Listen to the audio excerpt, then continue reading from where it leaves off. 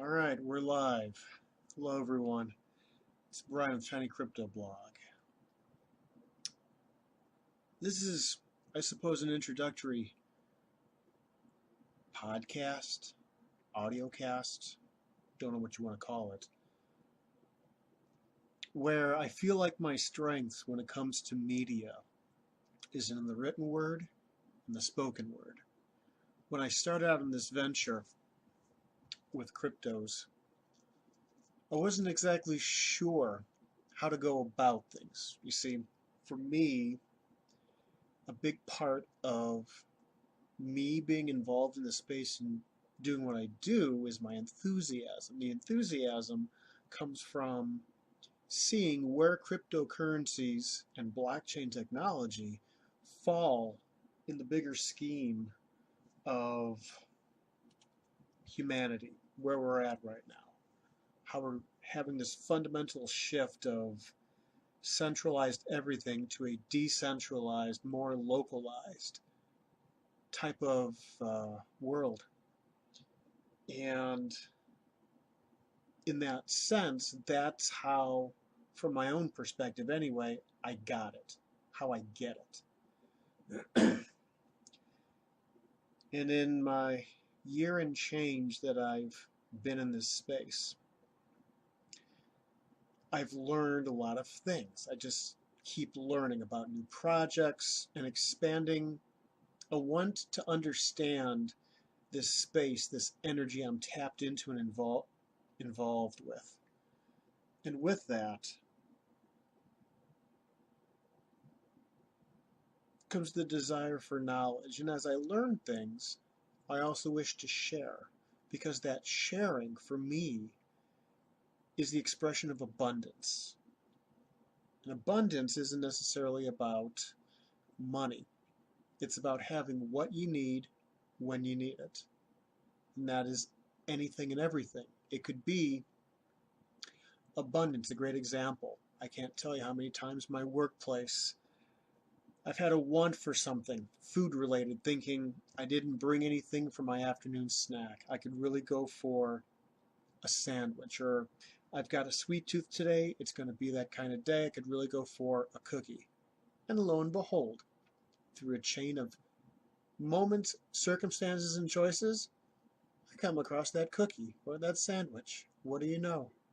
Universe provides. Because human beings are powerful creatures in our ability to manifest reality without getting into the multidimensional deeper truths, as I would call them. We have that means and ability, and abundance is having what you need when you need it. It could be a friend, it could be that sandwich, it could be a job or income. I've always felt I had a good tie or tap into my inner barometer. And of all those things, for me, I've reached a point in my life where abundance, both in receiving and in giving, being a carrier, passing it along, a grateful receiver and a grateful giver is a part of that. And part of that is sharing what I've learned. There is a Higher Truths blog that I've had for several years. And for me, the way I looked at that was everyone's on this journey, and a lot of us are walking the same path. And I think it's important for me to put out there for people to find, just as I have found information that others have put out there that have helped me in my journey. I think it's helpful for me to put information out there for others behind me in the journey to find. And that is sort of the guiding principle of that blog. And it's the same thing with cryptos, although for me, it's embodied itself in a much more robust way, where I want to participate, I want to be involved. And in this evolution that's happened over the year and change I've been in the space, where I'm at today is that I want the blog to be just one tool for a larger whole of educating people. Educating people about blockchain technology, about cryptocurrencies, about the application of these technologies. I mean, after personal computers and the internet, blockchain and cryptos, it's a third wave of technological innovation. Blockchain technology in itself is huge. When I think of a sphere. Think of a ball, like a clear plastic ball. And let's say inside this ball, or better yet, let's think of a snow globe. But there's nothing inside the snow globe except a few flakes of snow. You shake it around and there might be in your hand in this little globe a couple dozen flakes of snow. That represents our world and how prevalent blockchain applications are. We are so early in the implementation stages of blockchain technology that there's all this open space yet to be filled in. When you think of personal computers, let's see if I can draw a parallel here. You go back to the days of the very first PC, and I highly recommend, if you're curious, look these things up. The information's out there. We're in the days of the Altair 8800. That was the very first personal computer, built in the late 70s. Back in those days, you had the enthusiasts, the people who saw technology and said, this is fascinating. What can we do with this? What's the potential? They were the visionaries who understood in a deeper level where this idea, this technology of a personal computer, where it can be utilized, how it can be utilized. And what came out was very crude. You had to program it, and essentially it was binary. Binary is a computer language made up of ones and zeros. And the Altair 8800 basically had switches. And these switches would be an up or a down. And by flipping all the switches on the front panel is how you would program it, line by line. So if you wanted to do something like, say, add 2 plus 2, you had to program it to add up 2 plus 2 to equal 4. Well, after that, the next big phase was the personal computer. You had the Apple II, you had the IBM 8800. No. IBM 8080. 8086. And then it evolved from there. The 286, I believe the first computer I ever got in 1989 was either a 286 or a 386. I want to say 286 computer, and holy moly was that thing slow. And look at where we are with computers today. Look how thin that Ultrabook is. Look how much memory, 16 gigabytes, 32 gigabytes, a 1 terabyte SSD, solid state drive, no moving parts. It has a webcam. It connects to the internet. It mines cryptocurrencies, for crying out loud. Look at all of the things you can do on that platform of the computer, the platform of the software and all the applications, i.e. programs, that run on that platform. The cryptocurrency space is still in the Altair 8800 days. It's still in the days when people didn't have a personal computer. When you think about the process of buying a cryptocurrency, when I first bought some Bitcoin in 2004 14, I believe it was, 13 or 14. It was after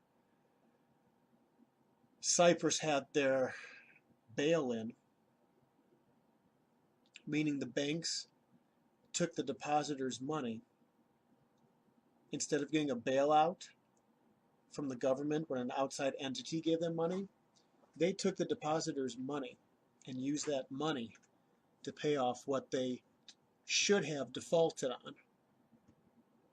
Well, after that episode in Cyprus, that's when Bitcoin had a spike. It was either up to 13 bucks or it was up to $100. I believe it was 100. So I started getting interested in it, and the process to buy it was, first you had to open up an account with Dwolla, which was an approved payment platform. And to open up that account, you had to set up a Dwolla account. Then you had to tie in a bank account. Then you had to verify the transaction. Then you actually had to send the transaction via whatever you call it, direct debit. Send it from the bank to Dwolla. Then from Dwolla, you have to set up an account with Mt. Gox, which was a large Japanese exchange that handled, I believe it was 60% of all Bitcoin trading at the time. You had to set up an account with Mt. Gox. Then you had to tie in your Dwolla account. Then you had to send the money from Dwolla to the exchange in order to make the purchase. And once you got there, you could make the purchase. And then once you had the purchase, next you have to download a digital wallet. If you don't know what a digital wallet is, you have to educate yourself in a digital wallet. I did not educate myself. I just read, it's good to take it off the exchange. Okay, I understand third-party risk, so let's take it off the exchange. So I did that. Downloaded a wallet. Took 3 days for it to download its copy of the blockchain. And then 3 weeks later, the exchange shuts down, of which I believe all parties have been compensated, which happened recently. That means you didn't have any Bitcoin for the last 3 years. But that whole process, and now, how do you buy Bitcoin? You download an app on your cellular phone, which is more like a handheld computer, let's be honest. You download this, create an account, put in your basic identifying information, your name, your address, your email, your phone. If you're smart, you go the extra step and set up Google two-factor authentication, which is basically using an app to do sort of its own backup password, so to speak. And then link in either a credit card or a bank account. And then to buy Bitcoin, you go on this app, or even on the website, but we're going to stick to the app here. See what the price of Bitcoin is. Punch in how much you want to buy, either in Bitcoin or in dollars. And if you're in the US, dollars. If you're in another country, whatever that native currency is. Press the button, confirm, and you have now Bitcoin in a digital wallet. And if you want to get your own digital wallet to move it off the Coinbase exchange, or off of Coinbase's out of Coinbase, you can download a wallet on your phone, open up a Bitcoin wallet, copy, paste, send, done. The process has become more streamlined, and because of that, we have more adoption. There's a gentleman by the name of Andreas Antonopoulos. He is a Bitcoin advocate and has been speaking for 4 or 5 years. And he always gives an example about email, about how in 1989 the process of sending an email was very complicated, where it required setting up the email on one software platform, sending it over to another, routing it to a server on another service, and then from there you send it to the end party, and from the end party they get their email 3 days later. And he says, My mother, who sent an email 20 years later, swipes her finger. So if you're listening to this now, consider yourself an early adopter, although technically, by Andreas's estimation last year, and this is one of my favorite quotes, it was at a conference in 2017, I believe in Canada, where he talked about this and saying how the level, essentially the level of refinement in the technology of being able to get involved is going to be an indicator, but also a driver of adoption. He said, we are not the early adopters. We are the lunatic fringe. Because when you talk about cryptocurrencies with excitement, people look at you rather strange and you just nod their head. Because a lot of, it's interesting, the videos that I've watched, which I got it. Showed it to my wife. Showed it to my mother. It didn't quite absorb. You know, they didn't quite conceptualize it. So it's not at that point yet. We're still in the early stages. I was going to take this video and try and do a recap of news for the week. I think given time and duration, it's going to be more about welcome to the crypto space. Let's write that down. Welcome to the crypto space, episode 1.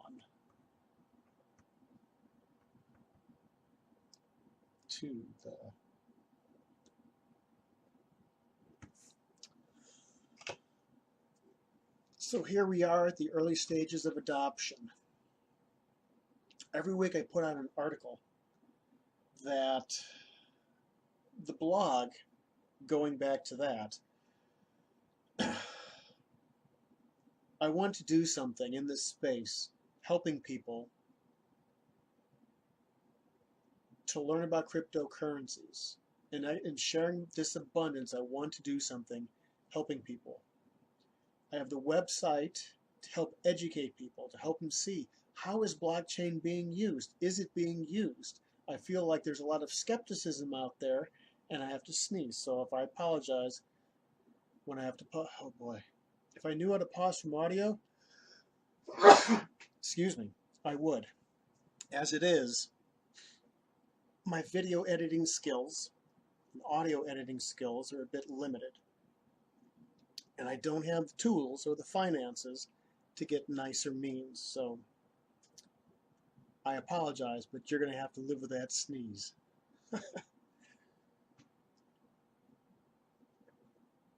Part of this is to help people who don't believe it's true. It's true.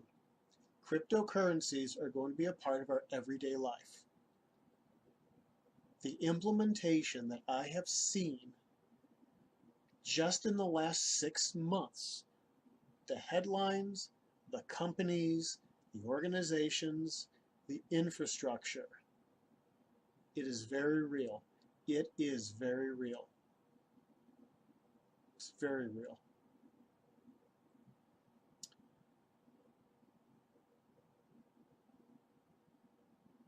And in one hand, it's helping people see that. I'm selling the space. I'm selling this point of view. But it's selling itself. It is selling itself.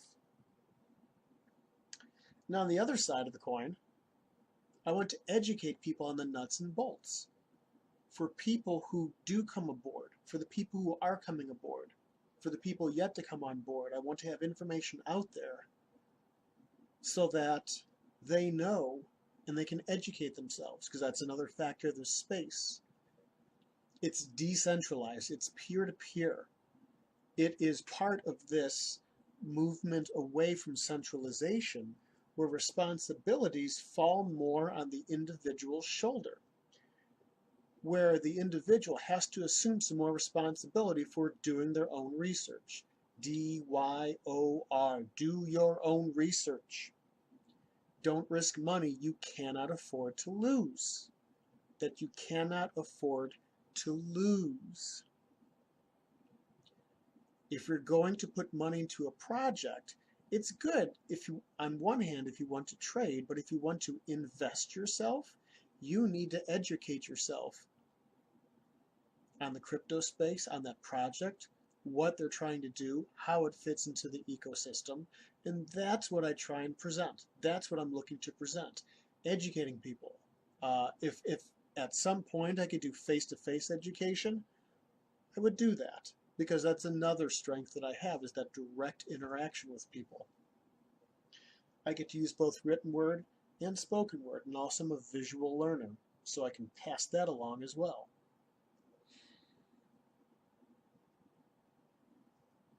But all things told, I tried a YouTube site, and you know what? I realized that it's not for me to do a day-to-day because I don't have the means of putting out quality content, and there's a lot of good channels out there that already do that. So that's why I have a page that says recommended news sources. It has news sites that I refer to and stay up to date with, and also YouTube channels, a slowly growing list of YouTube channels. And these are channels that for your day-to-day, for commentary, for interviews, for reviews of projects, that's where you go to. And so this podcast, I suppose, is sort of an overview of what I'm seeking to do. I don't know if I'll be doing what kind of kind of spoken word, if I'll be doing a weekly video with podcasts, such as interview with a coworker of mine who's also knowledgeable in the space, doing something with him, doing some interviews. I don't know. All I do know is that I have a passion for this. I want to be involved. I want to be an agent of abundance and pass on things that I've learned. I suppose you could say my wisdom, for what it's worth. And yeah, run with it, and whatever works, go with it. Whatever doesn't, dump it. So very much, I would say I'm definitely living my passion in that respect, because I'm just doing it. If there's a way I can monetize this and make a living off of it, that would be even better. That'd actually be kind of fun. Because then I could invest in resources that would make some really good, high-quality production content. As it is, I'm winging it for now. So if you've listened this far, I appreciated it. So I think I'll wrap this up. And thinking about how to wrap it up. Okay, I'll wrap it up this way with all my housekeeping notes. You can follow along. Currently the website is tinycryptoblog.wordpress.com, where all the main content is at. You can follow along the stream along with some chit-chat on Twitter, tinycryptoblog. If you just want updates on new posts, you can follow along on Facebook, tinycryptoblog, it's out there. I am on Steemit, but that's sort of a backwater since I already have the main venues, and Steemit, because Twitter and Facebook get automatic uploads. When I upload to WordPress, Steemit falls in the way behind. I do have a YouTube channel, but anything I post on there, it's going to be on the WordPress site. Other opportunities, there are links below that can get you to digital wallets if you want to learn about, get started with mining cryptos, which is, long story short, by using your computer, you are helping to confirm transactions, and by contributing to a pool, think of like lottery tickets when you guys do a pool, buying the tickets. By contributing something, you earn cryptos. There's also a link for Binance, which if you want to trade, I actually recommend that. It's a real good platform and a real they run a pretty good ship there with Binance. So there's a link there. If you want to get started with Coinbase, I got a link below. If you click on that link, open up an account, and I think if you buy $100 worth of Bitcoin within 6 months after signing up, you get $10 of Bitcoin free, and I get $10 of Bitcoin free for referring you. And there's also a link for the Exodus wallet, and I think I'll make a mention or try and get a link at least to the website for a Coinami wallet. It's a wallet for your smartphone. I use that. I've been satisfied with it. I also haven't tried to do anything fancy. So you can also use that wallet, that and the Exodus wallet, to exchange one cryptocurrency or token for another within the wallet itself. So it makes it really easy without an exchange. And there's other links for crypto faucets down below, which is a way to earn cryptocurrencies one click at a time.